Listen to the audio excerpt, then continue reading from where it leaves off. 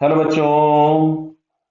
यहां लिखा है consider a shell that has muzzle velocity 45 metre per second fired from the tail gun of aeroplane moving horizontally with 215 metre per second. सबसे पहले तो समझिए, ये जो मजल वेलोसिटी होती है ये होती है with respect to the barrel of gun, मतलब बंदूक की जो नली होती है बैरल, उससे जब निकलती है तो वो वेलोसिटी होती है।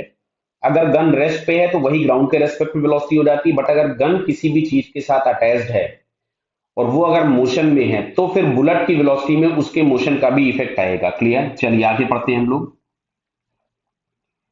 The tail gun can be directed any angle with the vertical in the plane of motion of the aeroplane. Clear? अब देखो, इसमें एरोप्लेन दिया हुआ था मूविंग हॉरिजॉन्टली, कहीं पे लिखा हुआ था यस, ये लिखा हुआ है मूविंग हॉरिजॉन्टली।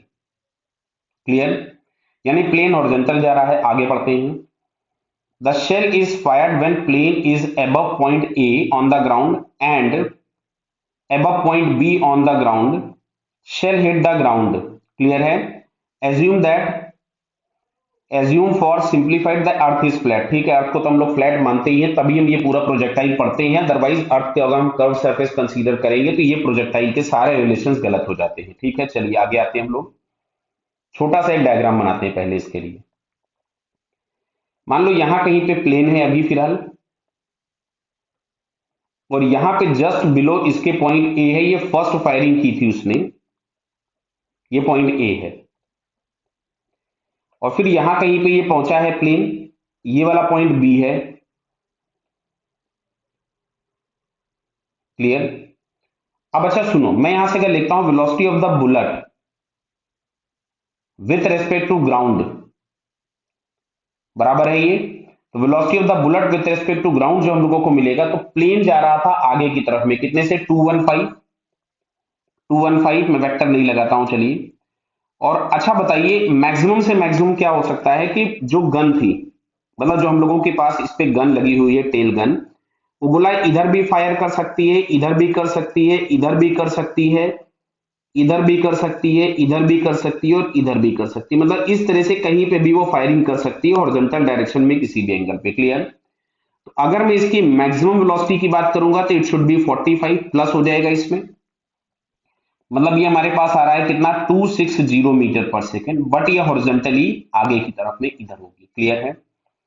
अच्छा, अगर मैं velocity of the bullet with respect to ground का मिनिमम वैल्यू की बात करूं तो ये 215 माइनस 45 होगा, तो ये कितना हम लोगों के पास दिखाई देगा, तो साहब इसमें से ये हम लोगों के पास आ रहा है 170,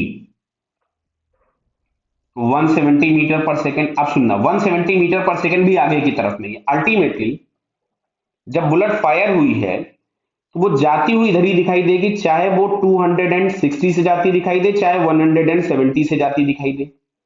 तो ये बात तो समझ में आ गई कि वो ए पे कभी हिट नहीं कर सकती।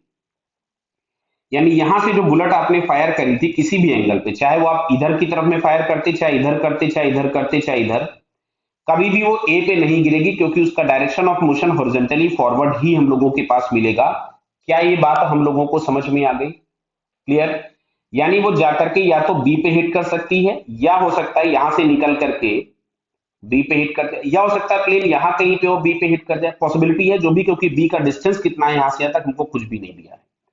या वो बी के आगे भी जा सकती है, लेकिन ए पे वो कभी भी हिट नहीं करने वाली है। तो यहां से अगर हम लोग चेक करें तो maybe hit at the ground, B shell में hit the earth ahead of B. तो यहां से हम लोगों को ये सेकंड और फोर्थ वाला आंसर करेक्ट देता है। ओके बेटा, ऑल द बेस्ट।